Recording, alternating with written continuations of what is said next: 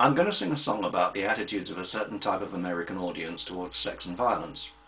But before I do, I'm going to ask you to listen to a couple of verses from an earlier version of the song, which I first wrote back in the early 1970s, when clean-up TV zealots were particularly active in Britain.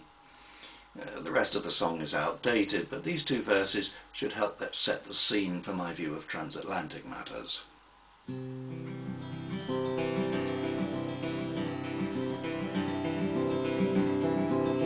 There's nothing so disgusting as your body.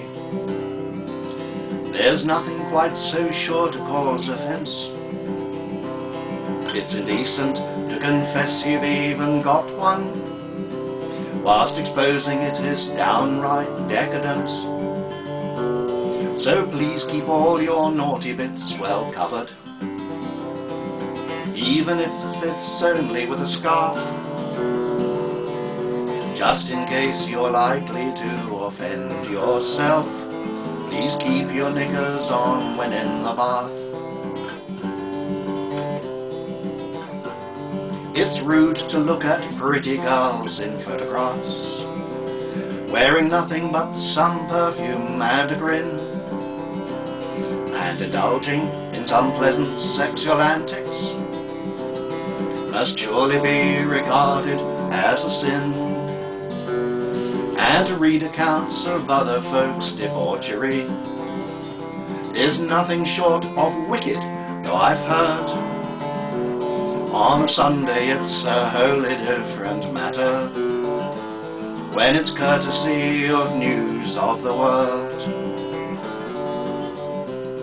Well, as I say, the rest of the song's out of date, but let's bring things more up to the present day with an American interpretation of affairs.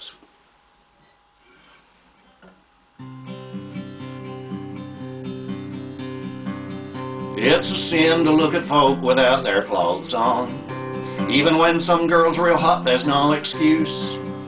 So I try to shut my eyes when I go into topless bars. I find it helps prevent the worst abuse.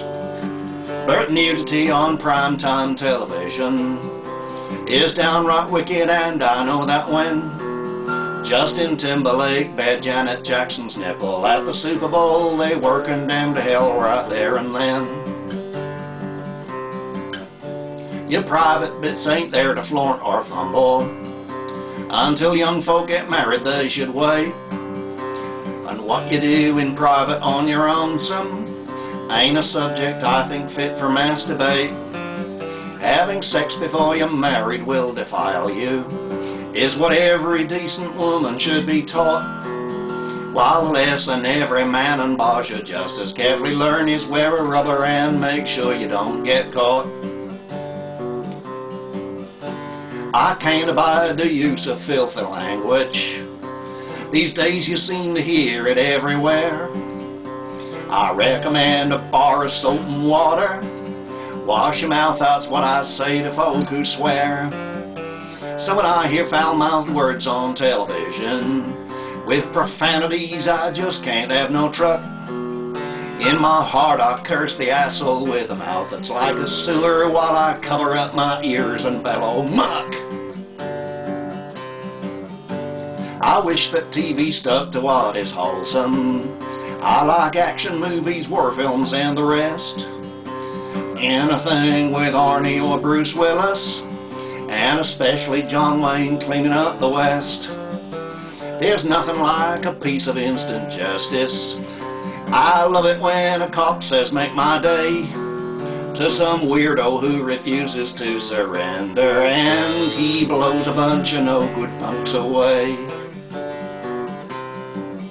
Have you heard them pinko liberals complaining that folks like us are much too fond of guns, and our war films and TV programs are too violent? Hell, all they want to do is spoil our fun. The way the bad guys get what they've got common is what gives half our movies all their charm.